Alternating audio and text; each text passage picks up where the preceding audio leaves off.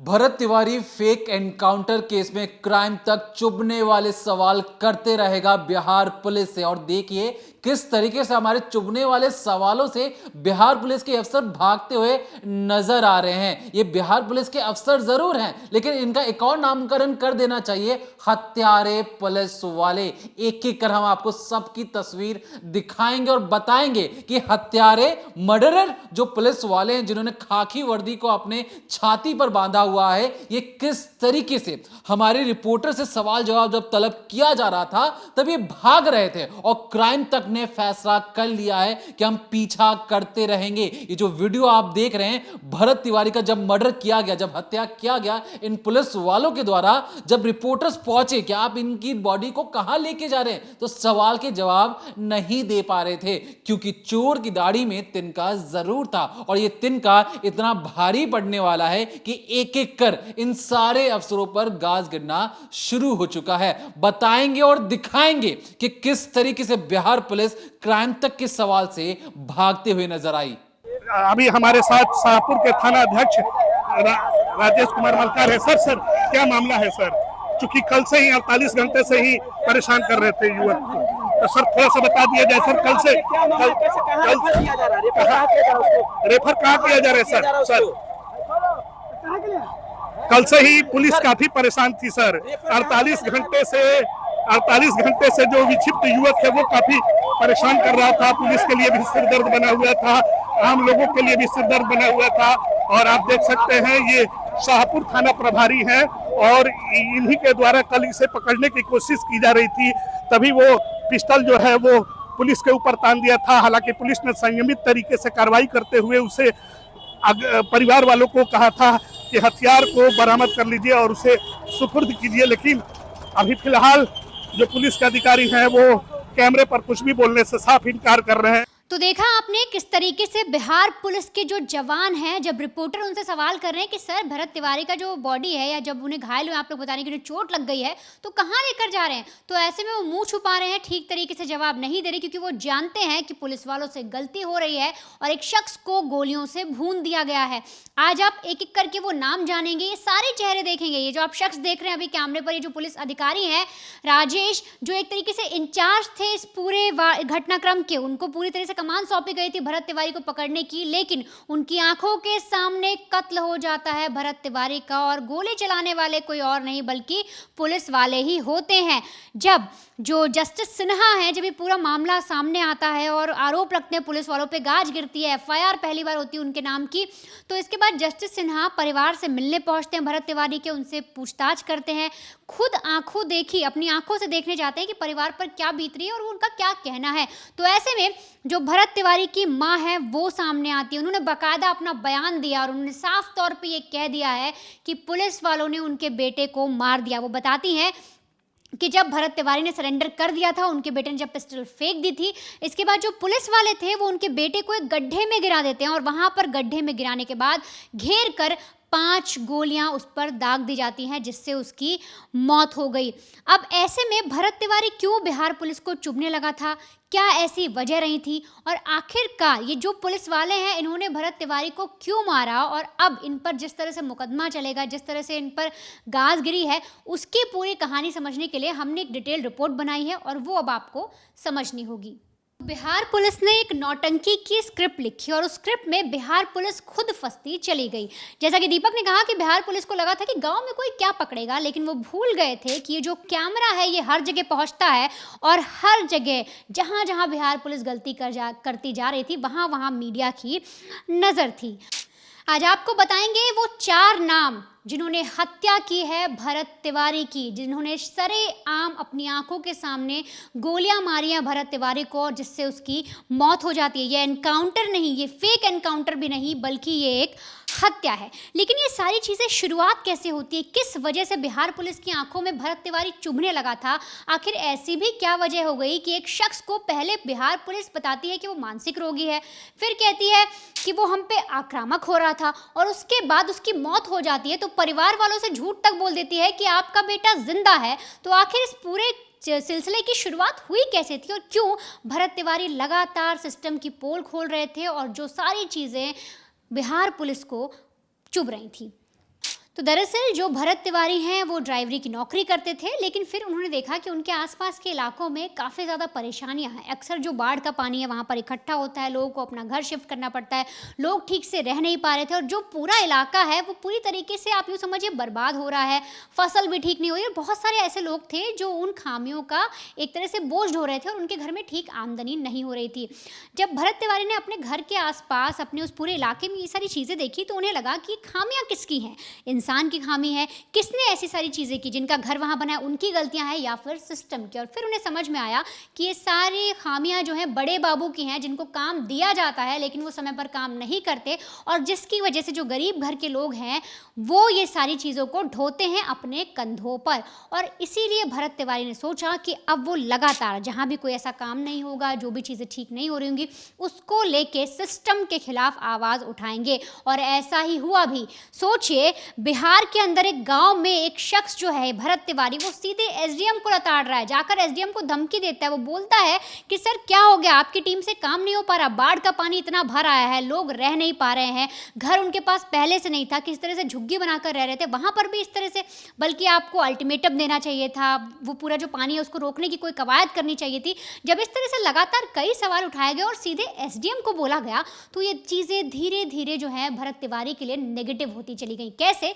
क्योंकि उस शख्स ने सरकार के आदमी पर सवाल उठा दिया। जो एसडीएम है वो सोचिए उस जिले का मालिक है, उस जिले के मालिक पर आवाज़ उठा दी। और जब ये सारी चीज़ें लगातार एसडीएम की आंखों में चुभी तो ये बिहार पुलिस के लिए भी आप यूँ समझिए कि नासूर बन गया। बिहार पुलिस को भी ऐसा लगा कि ये जो भरत तिवारी है ये आखिर जिले के मालिक को ऐसा कैसे बोल सकता है, कैसे वो सीधे एसडीएम को जाकर बता सकता है उनका काम, जो एसडीएम साहब है उनके सामने कोई उन्हें उनका काम कैसे बता सकता है। और इन्हीं सारी चीज़ों की पड़ताल करने के लिए बिहार पुलिस के जो एसएचओ हैं राजेश मालाकार, वो सीधे पहुंच जाते हैं भरत तिवारी के घर। कुछ वीडियो अगर आप देखेंगे, छोटे छोटे क्लिप्स में आपको दिखा रही हूँ, सारे वही वीडियो हैं जिसमें भरत तिवारी लगातार सिस्टम की खामियों को उजागर कर रहे थे। वो दिखा रहे थे कि किस तरीके से उस गांव में लोगों को त्रस्त किया जा रहा है, जो सरकार के नुमाइंदे बिठाए गए हैं लोगों की सेवा के लिए, वो कैसे सिर्फ अपने पैसे बना रहे हैं, ना कि लोगों की सेवा कर रहे हैं। अब जब ये सारी चीज़ें हो जाती हैं और एसएचओ राजेश मालाकार जब घर पर पहुँचते हैं, जो आप तस्वीर देख रहे हैं, यहाँ पर सुबह सुबह का वक्त था, वो सीधे उनके घर के अंदर जाते हैं। इसमें देखा जाता है कि जो भरत तिवारी हैं उनके हाथ में एक पिस्टल है, वो बिठाते भी हैं सामने पुलिस वालों को, उनसे बातचीत भी होती है, कुछ आक्रामक शब्द भी कहे जाते हैं, वो भी आपको बताएंगे। और ये सारी चीज़ें जो हैं लगातार धीरे धीरे बढ़ती जाती हैं। अब जब ये सब चीज़ें बढ़ती हैं, बिहार पुलिस को लगता है कि कोई उनकी साख पर सवाल कैसे उठा रहा है। अब तक तो एसडीएम को बोला जा रहा था, अब सीधे ये जो कल का है लड़का, ये हमें चैलेंज कर रहा है, हमारे काम पर क्वेश्चन कर रहा है, हमें धमका रहा है और कह रहा है ठोक दूंगा। इस तरह के जब वर्ड सुनते हैं, जब एसएचओ साहब जाते हैं, वो जाकर अपने अधिकारी को बताते हैं और तब जाकर अधिकारी कहते हैं कि जो नया लड़का है इसको सबक सिखाना पड़ेगा। और फुल प्रूफ प्लानिंग के साथ बाकायदा टीमों को ले जाया जाता है। वो 4 पुलिस वालों की आज पूरी कुंडली आपको बताएंगे, कौन है वो लोग जिन्होंने हत्या की है। बाकायदा प्लानिंग के साथ वो लोग पहुंचते हैं, पिस्टल फेंकने के बावजूद भरत तिवारी को मार दिया जाता है। वो आगे की कहानी बताएंगे, लेकिन उससे पहले ये जो आप तस्वीर देख रहे हैं ना, ये भरत तिवारी के घर की है, जहां पर एसपी साहब पहुंचे हैं।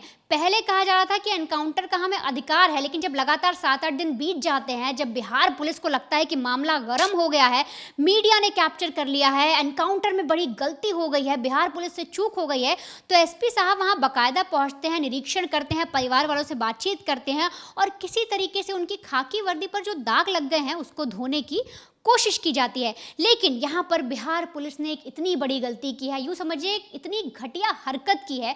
सोचिए, जिस घर के बेटे को मौत के घाट उतार दिया, जिस घर के बेटे को गोलियों से भून दिया, उसकी लाश को आप अस्पताल ले जाते हैं सिर्फ ये दिखाने के लिए, ढोंग करने के लिए कि हम इलाज करवा रहे हैं। और घर पर फ़ोन कर कर झूठ कहा जाता है, यानी कि भरत तिवारी के घर पर फ़ोन किया जाता है बिहार पुलिस के द्वारा और कहा जाता है कि आपका बेटा जिंदा है, उसके सिर्फ पैर पे गोली लगी है, ज़्यादा कुछ नहीं हुआ। एक बार आप परिवारजनों की बाइट सुनिए, परिवारजन कैसे बिहार पुलिस की पोल खोल रहे हैं और बता रहे हैं कि बिहार पुलिस ने किस कदर उनसे झूठ बोला है। लाने गए पापा के, तो हम वीडियो कॉलिंग पर दिखा रहे थे कि देखिए मारा गया है, तो बोल रहे हैं कि नहीं इलाज चल रहा है। तो जब उनका मर्डर हो गया है, जब मारे गए हैं, किस चीज़ का इलाज हो रहा है वहाँ पे? ना हमको देखिए सर, वीडियो कॉलिंग दिखाया ना, तो मेरे से बदतमीजी सामने में फुल सामने में है सर। ऐसा बात रहता तो क्या यहाँ नहीं मार देता? नहीं मार, यहाँ नहीं घटना हो जाता, वहाँ भी इसी तरह हुआ है सर। दिखने बाद दम हो जाता है। ना जैसे कहो पूरे तो भारत श्रीमान, पूरे भारत की बात है सर। देखिए ये लोग उमड़ के सर आ रहे हैं। फिर हम रोके सर, हम तो हमने के सामने को बताइए ये कहाँ का हिसाब है? सर इन लोगों का कहना था ऐसे भी इन लोग पैसे का लालच नहीं है, इन लोग ना पैसे का लालच और इनको सुबह में बुला पुलिस करके वाला वहाँ पर फैमिली बंधक को, बनाया जाता है। पुलिस परिवार को पैसे की कौन सी लागत रहेगा? जिस पैसे का लालच रहता तो पुलिस की नौकरी करती और सुनिए सर, हमको इनके साथ घात हुआ आपको बिना मेल में श्रीमान हमको बंदी क्यों बनाया गया? हमको थाना बुलाया, हमको दिन भर रखा गया वहाँ पर। ना। तो हम जब उनको देखे तब तुरंत बोले कि इनको हटाइए। नहीं तो हमको तो सुबह में गए हैं सर। हम सुबह में गए हैं वहाँ पर। चुप रहो ना, ताते ठीक नहीं किया, बीमार बड़ी अपन है, चुप रहो। चुप रहिए, आप ज़्यादा मत इसी करिए। एकदम कंडीशन खराब है इनका। कोई दिक्कत नहीं है। बताने से क्या फायदा है? बता तो बहुत कुछ है, न्यूज में चल रहा है। न्यूज में तो बहुत कुछ है। ठीक है 2 मिनट में कुछ नहीं सर, हम लोग को प्रार्थना है। अगर कुछ है तो बता हम लोग सकते नहीं हैं। मांगे आपसे, सुनने आए, प्रार्थना है। हम अपनी बात को बताने नहीं आए। हम आपकी आपको बहुत ऐसा सोचना सर। हम आपसे मांग करते हैं जांच करके यहाँ पर कीजिए। बिल्कुल आप यहाँ पे आए बहुत लोग ऐसा ठीक है, हुआ है, आपको आप नॉलेज धोखा तक नहीं नहीं होना जाने दिया चाहिए। लोग। बहुत ऐसा बात है, आपको सर नहीं इतना समझ। हम लोग सच में सर कुछ नहीं बोलते, उस टाइम कुछ नहीं बोलते। अब ठीक है, जो हुआ अब हम लोग का यही मांग है, जो भी कीजिए आप लोग सब जांच करके। हम विश्वास दिला रहे हैं। जो आप लोग का बयान जो है, जो भी है, सब बिंदु पे, एक बिंदु पे जो यहाँ कह रहे हैं पे कि गाड़ी ले किसी गया, भेजिएगा। कह रहे हैं कि गाड़ी गाड़ी मिला ले गया, थाना पे ले गया, इलाज पहले नहीं किया, पहले थाना पे ले गया। उस बिंदु पे भी जी। और कहल चाहत हन सर, जी गाड़ी हमने एजावत या बिना नंबर के जी, इसमें नंबर प्लेट नहीं है। उस पे नंबर प्लेट नहीं है, कभी भी रात में आ रहा है, रुक रहा है, रात में मतलब नहीं, शाम में भी आता है, दोपहर दिन भर में नहीं आता। नहीं, ये नहीं समझ में आ रहा है कि थाने का कौन सा है। तो सुना आपने, ये भरत तिवारी के घर वाले हैं जो बता रहे हैं कि जब भरत तिवारी को मौत के घाट उतार दिया गया, उसके बाद बकायदा उसकी लाश को अस्पताल ले जाया गया, वहाँ पर उसका इलाज चल रहा था, एक ढोंग किया गया बिहार पुलिस के द्वारा और परिवार को फ़ोन करके कह दिया गया कि चिंता मत करिए, आपका बेटा तो जिंदा है, हमने सिर्फ उसे डिटेन किया, हमने सिर्फ उसे पकड़ा है, अभी उससे पूछताछ करेंगे। बल्कि बिहार पुलिस ने इस तरीके से उसे गोली मारी थी कि वो जानते थे कि उसकी मौत हो जाएगी। अब आपको एक एक करके वो 4 नाम जानने बहुत ज़रूरी हैं। ये जो आप स्क्रीन पर तस्वीरें देख रहे हैं, ये वही पुलिस वाले हैं जिनके खिलाफ करीब 8 दिन बाद FIR दर्ज की गई है। 8 दिन बाद इन्हें आरोपी माना गया है और इन पर अब केस चलेगा। ये वो कातिल हैं जिन्होंने एक मासूम लड़के को मौत के घाट उतारा। सबसे पहले नाम आता है राजेश मालाकार का, जो SHO हैं शाहपुर थाना के, और इन्हीं को जो सबसे पहले मैंने आपको वीडियो दिखाया था, जो उसके घर पहुंचते हैं भरत तिवारी के, वहां बातचीत होती है और ठोक दूंगा जैसे वर्ड किए जाते हैं, तो वो इन्हीं के सामने थे। अब ये कैसे जिम्मेदार हैं? तो दरअसल जब ये पूरा वीडियो सामने आ रहे थे, प्रशासन के खिलाफ भरत तिवारी लगातार बोल रहे थे, तो सबसे पहले राजेश मालाकर वहां पर पहुंचते हैं, बातचीत करते हैं, जो घर का वीडियो आपने देखा, और उसी में उन्होंने बताया था कि वो जो लड़का था भरत तिवारी, वो आक्रामक हो जाता है और जब हम उसे समझाने की कोशिश करते हैं तो वो ठोक दूंगा जैसे शब्दों का उपयोग करता है। अब यहाँ पर लापरवाही ये है क्योंकि ये जो SHO साहब है, इन्होंने उस लड़के का बैकग्राउंड चेक नहीं किया। क्या उसकी क्राइम कुंडली थी? क्या वो पहले से कोई ऐसा अपराधी था? क्या उसने कभी किसी को गोली मारी थी? इस पूरी चीज़ की जो जानकारी है SHO साहब ने नहीं लगाई और सीधे तौर पे जब एनकाउंटर होता है तो वहाँ पर धड़ाधड़ उसको गोलियां मार दी जाती हैं। इन पर इल्ज़ाम ये लग रहा है कि ये चाहते तो सबसे पहले उसका बैकग्राउंड निकाल सकते थे, वो अपने सीनियर अधिकारी को भड़का नहीं सकते थे, वो चाहते तो सीनियर अधिकारी को सच सच बताते कि देखो उसने ऐसी ऐसी चीज़ें कही, ठोक दूंगा जैसे शब्द का यूज़ किया है, हम उसे किसी और तरीके से भी पकड़ सकते हैं। लेकिन जब ये थाने जाते हैं तो ऐसा दिखाते हैं कि इनकी वर्दी पर दाग लग गया, किसी ने इनकी बेइज्जती कर दी और अब इन्हें अपनी बेइज्जती का बदला लेना है। इसके बाद अगला नाम आता है SP का, जिनका नाम है राज, ये भोजपुर के SP हैं।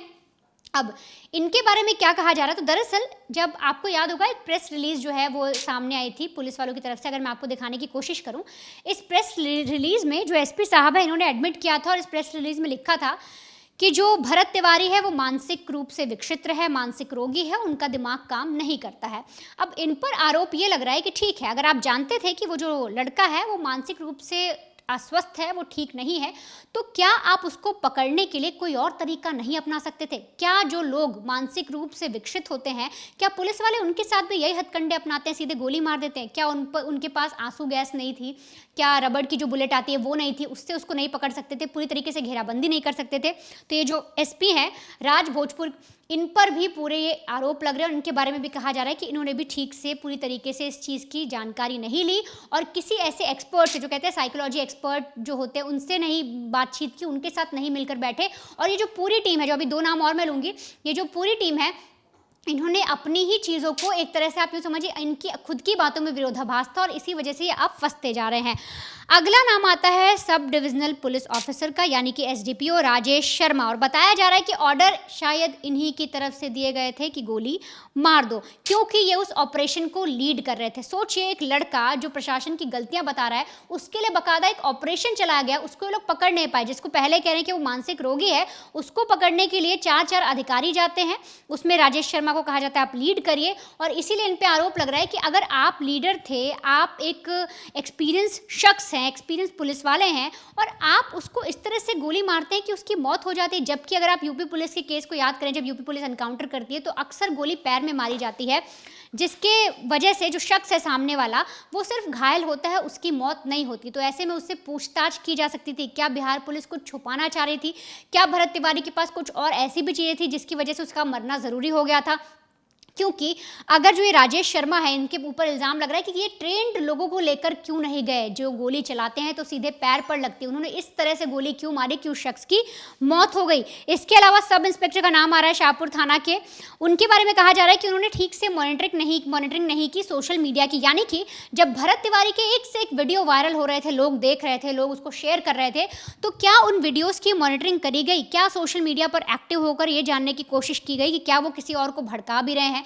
क्या उन्होंने कोई ग्रुप बना लिया है? क्या उनके साथ कुछ और लोग भी इकट्ठा हो गए हैं? क्या वो पूरा एक नेक्सस चला रहे हैं जिसके तहत वो लोगों को अपने ग्रुप में शामिल करते हैं और प्रशासन के खिलाफ जितनी भी खामियां हैं वो सारी दिखाने की कोशिश कर रहे हैं? तो इन पर भी आरोप लगा कि सीधे जब आदेश दिया गया कि ठीक है, पुलिस वाले एक जो एसएचओ था वो वापस आता और बोलता है कि उसने मुझे धमकी दी ठोक देने की, और आप अगले दिन पहुंचते हैं सीधे अपना हथियार वगैरह लेकर, बुलेट प्रूफ जैकेट पहनकर, पूरी तरीके से प्लानिंग के साथ आप उसके साथ थोड़ी देर का ढोंग करते हैं, कहते हैं कि बाहर आ जाओ, पिस्टल छोड़ दो। और फेसबुक लाइव में वो लड़का पिस्टल फेंकता भी है पुलिस वालों की तरफ, लेकिन फिर भी आप उस पर गोली चला देते हैं। और आप क्या कहते हैं कि वो लड़के ने आकर जो पिस्टल है वो उठा ली थी और वो हम पर फायरिंग करने लगा था, इसलिए हमने उसे गोली मार दी। बल्कि यहाँ पर साफ साफ आपकी कई सारी कमियां दिखाई दे रही है, जिसमें आप उसको कहीं ना कहीं बताते हैं वो मानसिक रोगी है, वो आक्रामक भी है। अगर वो इस तरह का शख्स था, अगर आप पहले ही उसके बारे में जान गए थे, आपने इतनी ज़्यादा अच्छे से इन्वेस्टिगेशन कर ली थी, तो आखिर क्यों आप सही तरीके से एक ट्रेंड टीम को लेकर, प्रोफेशनल्स को लेकर वहाँ पर नहीं पहुँचे और ठीक से घेराबंदी नहीं की ताकि उसको अरेस्ट कर लिया जाता? और अगर गोली मारनी भी थी तो पैर पर गोली मारी जाती, जिससे वो सिर्फ घायल होता। लेकिन जब ये सारी चीज़ें होती है, एनकाउंटर हो जाता है, तो एडीजीपी कहते हैं कि हमें एनकाउंटर का अधिकार है। लेकिन अब उनके सुर भी बदल गया, अब उन्हें भी समझ में आ रहा है कि इस तरह से एनकाउंटर करना जायज़ नहीं है। देखिए, बिहार पुलिस नादान है। नादान इसलिए क्योंकि एनकाउंटर वाला ये जो चीज़ें हैं, ये पहली बार शायद वो कोशिश कर रहे होंगे, और इसलिए जिस तरीके से वनिता ने कहा कि अपने साथ वो एक एक्सपीरियंस लोगों को लेके जाते हैं, तो जो बॉस था वो तो एक्सपीरियंस था ही, क्योंकि उसने 19 साल पहले 3 लोगों को फेक एनकाउंटर के जरिए मार दिया था। अब यही सवाल जो हम कर रहे हैं, खुद भरत तिवारी की माँ का पूछना है कि किस तरीके से वो अभी भी कुर्सी पर बने हुए हैं जब उन पर खुद हत्या का मुकदमा दर्ज है। भगवान की कृपा हो ना हो, लेकिन खाकी वर्दी के बड़े बड़े अफसरों की कृपा एसडीपीओ साहब पर बनी हुई है, और इसीलिए वो गलतियों का एक सिलसिला ही लगा पड़ते हैं। क्योंकि 19 साल पहले जो उन्होंने काम किया, फिर 19 साल बाद फिर भी उन्होंने वही काम किया। रिटायरमेंट से पहले वो चाह रहे थे कि उनके वर्दी पर कोई मेडल भी लग जाए, लेकिन नादान है बिहार पुलिस। और बिहार पुलिस की नादानी सोचिए कि उन्हें लगा कि जो लड़का वीडियो बना रहा है, वीडियो बना के कर क्या लेगा, हम इसे मारेंगे और मारने के बाद इसके फोन का डाटा डिलीट कर देंगे। लेकिन गलती ये हो गई कि वो जो वीडियो था फेसबुक लाइव था। अब फेसबुक लाइव में वो वीडियो कई लोगों ने देखा कि किस तरीके से भरत तिवारी सरेंडर कर रहे हैं। भरत तिवारी सामने जाके पुलिस वालों से कह रहे हैं कि वो सरेंडर करने को तैयार हैं। जब वो अपनी पिस्टल उठा के फेंकते भी हैं, तो जो पिस्टल था बिहार पुलिस के जितने करीब था, वो खुद वही पिस्टल भरत तिवारी से बहुत ज्यादा दूर था, जिसमें से एक पुलिस वाला तो दौड़कर उस पिस्टल के करीब पहुंचने ही वाला होता है। लेकिन मुस्तैद और देशभक्त बिहार पुलिस पर हम जैसे लोग सवाल उठाएंगे। बिहार पुलिस के एसएचओ ने क्या जवाब दिया? उन्होंने शुरुआती तौर पर, उन्हें पता नहीं था कि फेसबुक वीडियो रिकॉर्ड हो चुका। वो कहते हैं कि देखिए सर, वो ना भरत तिवारी पिस्टल फेंकने के बाद दौड़ते हुए आता है और पिस्टल उठाता करता है, झुकता है, पिस्टल उठाता है, फिर पीठ सीधी करता है, फिर फायर करता है। और जो 4 जो जवान थे हमारे, हम तो अवाक होकर देख रहे थे, अरे ये भरत तिवारी तो आकर हम पर गोली चला देगा, हम करें तो करें क्या। अब भरत तिवारी उसके बाद पिस्टल को एक तरीके से तैयार करने का, कॉक करने के बाद फायर भी कर देता है 2 राउंड। अब सोचिए, कमाल करती है Bihar police. Bharat Tiwari train police वालों के सामने किस तरीके से उतना दूर भाग के आया, पिस्टल को कॉक किया। 4-4, 5-5 पुलिस वाले डरे सहमे रहते हैं, वो आगे नहीं बढ़ते हैं। और जिसके बाद जो हमारे एसडीपीओ साहब, जो वहां पर जो फील्ड ऑफिसर तैनात थे, वो कहते हैं कि अरे फायर करो, फायर करो। तो फायर करते करते एसडीओ साहब जो, और जो उनकी जो पूरी टीम है, बाद में एक बयान भी आता है कि 10 राउंड की फायरिंग की गई थी। मानते हैं कि बिहार पुलिस थोड़ी सी इनएक्सपीरियंस्ड है एनकाउंटर के मामले में, और जो भी कोई सवाल पूछता है बिहार प्रशासन से, उनके साथ कुछ इसी तरीके का रवैया अपनाया जाता है। क्योंकि जब मौके पर जब बाद में जो टीम पहुंची, उन्हें सिर्फ और सिर्फ 2 खोखे मिले। तो बिहार पुलिस से गलती क्या हुई है कि जब 2 राउंड की फायरिंग हुई होगी, चाहे किसी भी साइड से हुई हो, जो तड़तड़ाहट की जो गूंजने की जो आवाज है ना, उसे भी बिहार पुलिस एक तरीके से बुलेट मान लेती है। मतलब एक गोली चली, उसकी 3 से 4 बार एक तरीके से आवाज गूंजती है, तो उसे भी वो 5 मान लेते हैं। दूसरी बार गोली चली, उसे और 5 मान लिया, और ऐसा करके उन्होंने 10 की काउंटिंग बता दी। क्योंकि एसएचओ साहब के मुताबिक 10 राउंड की फायर की गई, उसके बाद इन्होंने यहां से फायर किया। कमाल करती है बिहार पुलिस, क्योंकि जो बिहार पुलिस ने जिस तरीके से इस पूरे केस को हैंडल किया है, वो अपने आप में कई सवाल खड़े करता है। मसलन के तौर पर जो भरत तिवारी है, हम यहाँ पे किसी का भी पक्ष नहीं ले रहे, भरत तिवारी ने एक से एक सोशल मीडिया पे वीडियोस डाले। अब यहाँ पर प्रोफेशनलिज्म क्या कहता है, जो भी थाने की जो अफसर है, एसएचओ है या एएसआई है, एसआई है, सब इंस्पेक्टर है, जो वहाँ के इलाके के एसपी हैं, क्या जब इलाके में इस तरीके से एसडीएम को धमकाया जा रहा है, कोई ये शख्स कह रहा है कि मैं क्रांतिकारी हूं, उसके वीडियोस वायरल हो रहे हैं, वो बिहार प्रशासन, बिहार पुलिस को धमका रहा है, क्या इस वीडियो को संज्ञान में लिया गया था बिहार पुलिस के हेडक्वार्टर के अंदर, हाँ या ना?